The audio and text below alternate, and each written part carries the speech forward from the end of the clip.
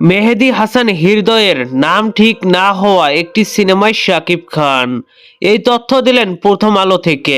যদি এই খবরটি সত্য হয় তাহলে কেমন হবে সিনেমাটি? শাকিব খান কি সঠিক সিদ্ধান্ত নিয়েছেন?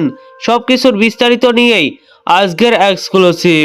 চ্যানেল কিংবা পেজ যেখানে হন না কেন, নতুন হলে ফলো কিংবা সাবস্ক্রাইব করে পাশেই থাকুন, সাথে অল নোটিফিকেশন অন করুন যাতে আমার লেটেস্ট ভিডিও নোটিফিকেশনগুলো সবার আগে আপনার কাছে চলে যায়।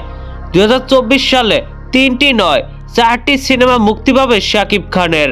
ইয়েস, তুফান, রাজকুমার এবং দরদ ছাড়াও আরও একটি বড় বাজেটের সিনেমায় শাকিব খান। এই তথ্য জানা যায় প্রথম আলো থেকে।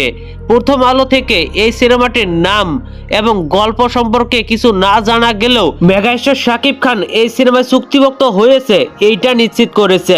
সিনেমাটি পরিচালনা করেছেন বাংলাদেশি ছোট পর্দার নির্মাতা মেহেদী হাসান হৃদয়। প্রথম আলোর তথ্য মতে 2024 সালে দরদ, তুফান, রাজকুমারের পর মেহেদী হাসানের নাম ঠিক না হওয়া ছবিটিও মুক্তি পাবে। আই ডোন্ট নো এই খবরটির কতটা সত্যতা রয়েছে, তবে প্রথম আলোর রিপোর্ট আই থিঙ্ক মিথ্যা হবে না। এখন আসা যাক, কে এই নাটকের নির্মাতা মেহেদী হাসান হৃদয়? তৌসিফ মাহবুবের শীত সাদার মতো জনপ্রিয় নাটকের নির্মাতা ইনি।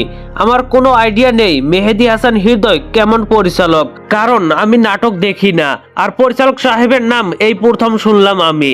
পরবর্তী কোনো ভিডিওতে আলোচনা করব আসলেই কি উচিত শাকিব খান নাটকের নির্মাতার সঙ্গে কাজ করা।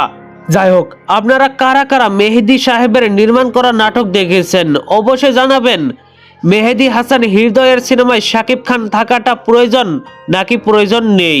আর ভিডিওটি ভালো লাগলে একটি লাইক দিয়ে বন্ধুদের মাঝে বেশি বেশি করে শেয়ার করুন। ধন্যবাদ পুরো ভিডিওটির সঙ্গে থাকার জন্য।